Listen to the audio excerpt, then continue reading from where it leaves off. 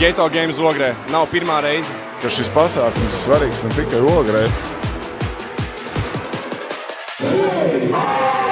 Viņi pilnīgi un absolūti skaidri saprot, ka sports ir svarīga dzīves sastāvdaļa, un tas dod iespēju viņiem sevi šeit parādīt sevi citiem, pašiem palepoties un paskatīties, kā draugi ar to nodarbojas. Ienākot šajā infrastruktūrā, es sapratu, ka tā vai savādāk mums ar Ogres pilsētu ir jāvienojas un jābūt daļai no šodien tā ir ģimenes. Šodien ir ģimenes svētku Ogrē, bet pēc būtības mums vienkārši šeit ir jābūt. Jā, jauniešiem ļoti patīk. Paskaties, arī Ogrē ļoti daudz dalībnieku.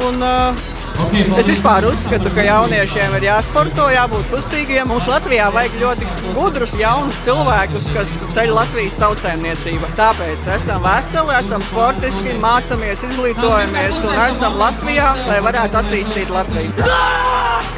Mīliet savu ģimeni, mīliet savu treneri, savu novadu, savu valsti. Ja izdodas mīlēt savu sportu, vispār ideāli.